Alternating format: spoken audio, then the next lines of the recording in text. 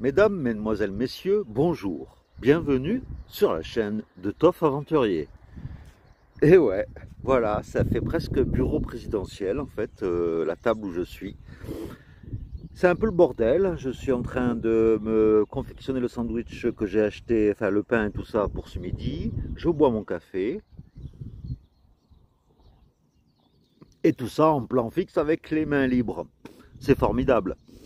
En plus, devant le lever du soleil, enfin le lever. Il doit être 7 h du matin, je pense, 7 h 30.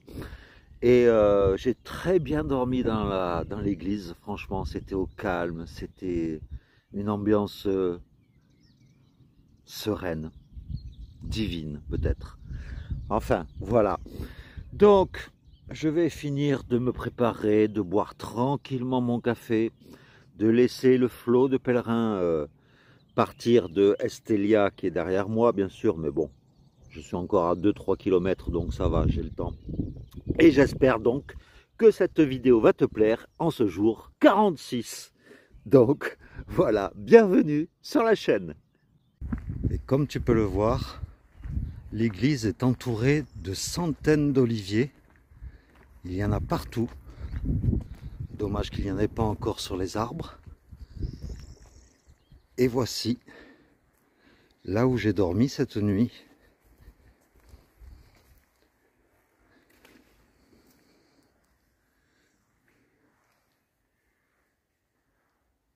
Au calme.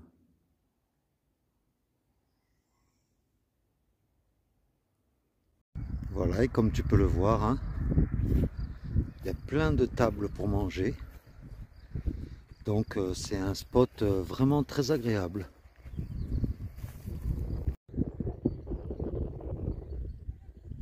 Chose que j'avais pas vue hier parce qu'elles étaient cachées par les nuages. La fameuse barrière rocheuse là, où il y a encore des nuages agrippés dessus, et en dessous le village d'Estelia. Comme tu peux le voir, je m'éloigne petit à petit de ma petite chapelle dans laquelle j'ai passé un excellent moment. Et nous voilà arrivés à Estelia, avec à l'entrée une très belle petite fontaine avec le bâton du pèlerin, la coquille.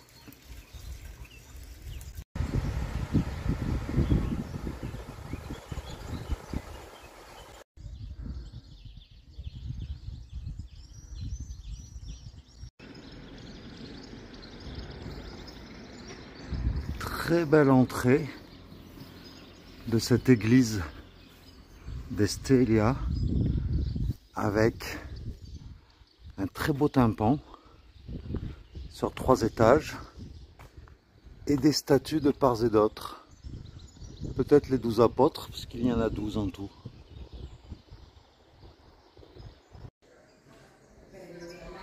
À nouveau, une très belle façade sculptée autour des portes et des fenêtres. C'est très joli. En plus, avec le soleil, ça fait ressortir les reliefs. Voilà, encore un exemple de façade. Et si tu regardes bien,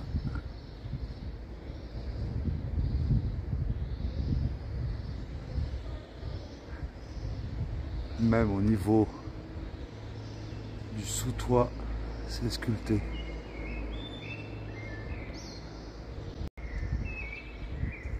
Et la Iglesia San Pedro de la Rua. Et nous sommes toujours à Estelia.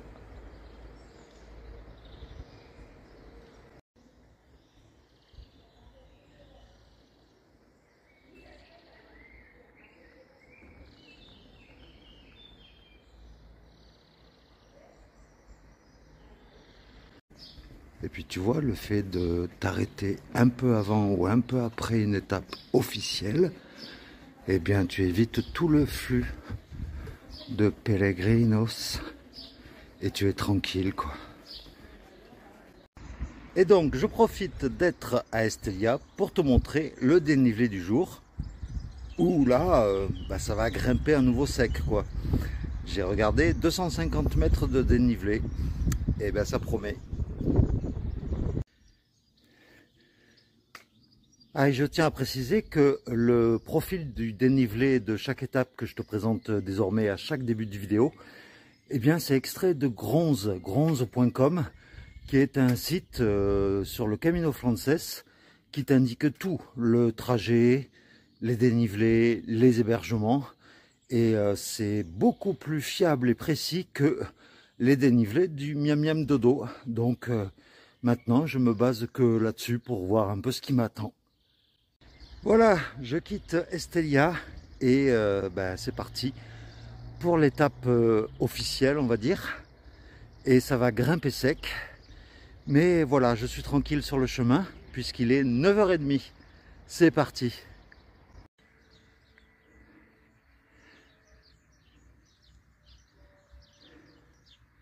Là, je tombe sur une boutique qui travaille la ferraille en fait. Il y a même des petits bibelots en vente. Et c'est que de la ferraille quoi. C'est très joli.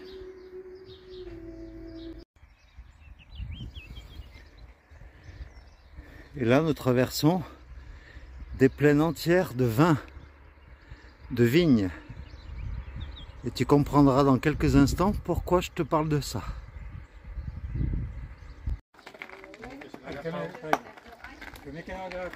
Et voici la fameuse fontaine à vin qui se trouve dans le village juste après Estella, c'est Irache.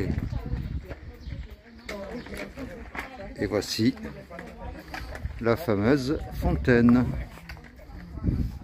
avec de l'eau d'un côté et du vin de l'autre.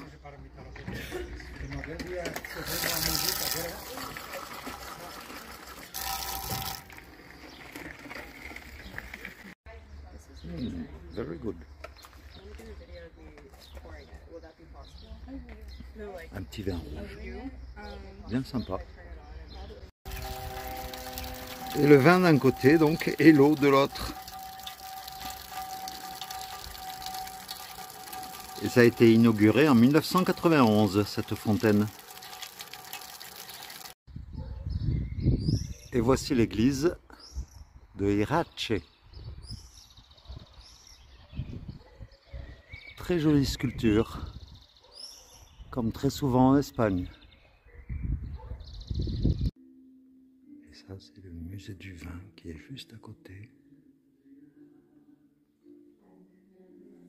avec des lustres faits avec des bouteilles.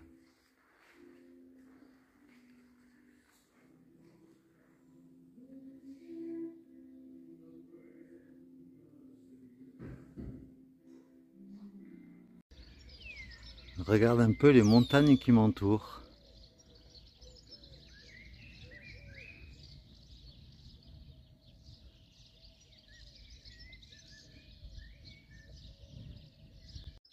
Je voudrais profiter de la traversée de cette petite forêt de chênes pour te remercier vraiment sincèrement parce que tes commentaires en fait m'ont donné de la force. Je ne sais pas si oui, j'avais un petit coup de mou avant-hier et hier, mais voilà, tous tes bons commentaires bienveillants, encourageants m'ont donné de la force et rien que pour cela, je ne saurais comment te remercier quoi. En tout cas, merci du fond du cœur. La barrière rocheuse calcaire que l'on voyait au loin hier, eh bien je m'en approche et donc elle s'appelle la Sierra de Loques. Elle est longue de 22 km et donc elle est tout en calcaire et juste un peu plus à côté le fameux mont en forme de pyramide pareil que je t'avais montré au loin hier, eh bien il est juste en face de moi. C'est impressionnant quoi. Et voici le village de Asqueta. C'est on va dire à mi-montée avant d'arriver au sommet aujourd'hui. En fait, ce qui est dommage, c'est que sur le Camino Frances, il y a beaucoup de vététistes qui prennent le même chemin que les randonneurs et ils te klaxonnent toutes les 5 minutes pour que tu te pousses du chemin, et je trouve ça un peu regrettable, quoi. Alors au cours de la montée, nous tombons sur une fontaine médiévale qui date de 1200 après Jésus-Christ. Et cette fontaine est dite la fontaine des morts, M-A-U-R-E-S bien sûr. Et elle est toute en profondeur. J'espère que tu vois bien, voilà. Et on dit que l'eau y serait toujours très fraîche. Et nous voilà arrivés en haut de cette grosse montée pour aujourd'hui, dans le village de Villamayor des Montjardins ou Villamayor des Monjardins, je ne sais pas comment on le dit. Et dans ce village, il y a l'église San Andrés qui date du XIIe siècle avec une magnifique tour baroque.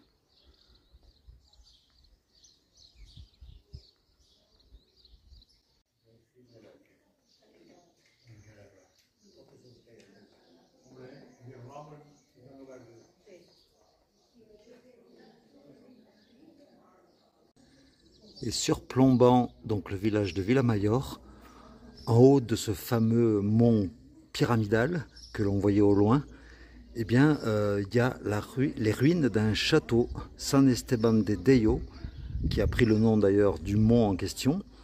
Et la légende dit que le roi Sancho de je ne sais plus quoi au Xe siècle, en fait, en 908, aurait chassé les morts de la région. Et du coup, le corps de ce monarque, en fait, reposerait dans ce château qui est tout à fait en haut, à 890 mètres d'altitude. Et du haut du village, bien sûr, on a à nouveau une nouvelle vue sur de nouveaux monts au loin.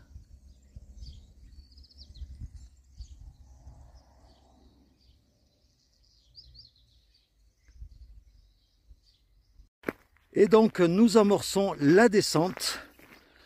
Nous allons passer de 660 mètres d'altitude à 440 mètres en direction de Los Arcos, qui est la destination finale de l'étape officielle d'aujourd'hui. Mais moi je pense que je vais continuer un tout petit peu après, ce qui fera quand même pour aujourd'hui une étape de presque 30 km. Mais je te dirai pourquoi je continue après Los Arcos. Tiens, vu que là je marche depuis un bon bout de temps en plein soleil, eh bien je viens de ressentir en fait du frais au niveau de mon torse, et j'y ai repensé du coup aux capacités et aux facultés de la laine mérinos. Et en fin de compte, c'est vrai que une des particularités de la laine mérinos, c'est que quand il fait chaud, eh bien la transpiration et tout ça, eh bien ça te garde du frais en fait. Et c'est vrai que là sur mon t-shirt, j'ai pas froid, j'ai pas chaud quoi. C'est drôle et c'est magique à la fois. Et bien voilà, je suis arrivé dans la ville de Los Arcos. Bon, vu l'heure, il est 15h15, tout est désert, mais pendant les 12 km qui ont séparé Villamayor et Los Arcos, c'est 12 km de traversée du désert. Je ne sais pas si c'est un aperçu de la meseta qui m'attend la semaine prochaine, mais juge plutôt par les images qui suivent.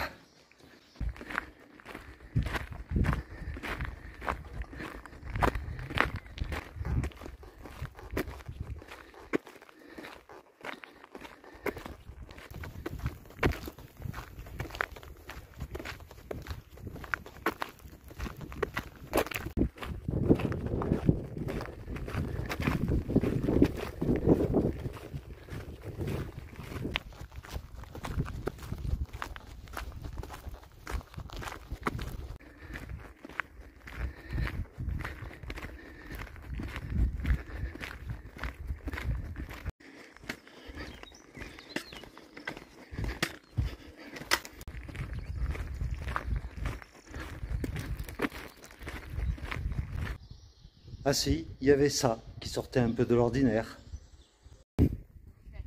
Et au milieu de nulle part, un oasis. Enfin, une oasis. Un food truck où on peut acheter des boissons fraîches pour pas cher. Ah. En tout cas, je peux te dire que ça a été long et monotone. Hein. Pouh.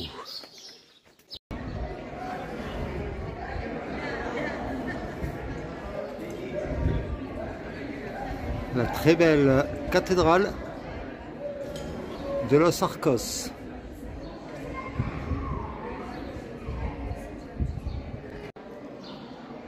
Avec son très beau tympan.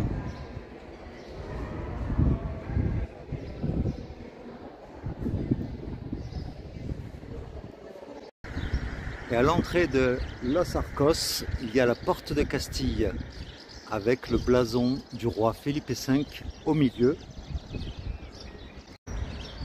Et elle s'appelle Porte de Castille car avant, Los Arcos était une annexion, une enclave de la Castille.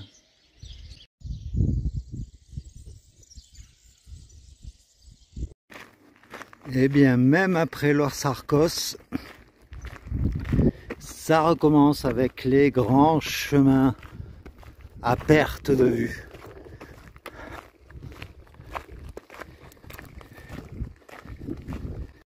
Non mais regarde-moi ce chemin, on n'en voit pas la fin. Oh. Tu vois un peu ce genre de chemin. Ah, excuse-moi, j'ai la gorge complètement sèche. J'ai pas trouvé d'eau à Los Arcos. Et je sais qu'il y en a au village où je m'arrête, Sansol. Mais ce genre de chemin, il n'y a pas d'ombre. Et donc du coup, pour que ça passe plus vite, eh bien j'accélère le pas pour que la souffrance soit la plus courte possible. Mais c'est vraiment pénible, quoi. Putain, si c'est ça la meseta, waouh! Et voici enfin le petit village de Sansol.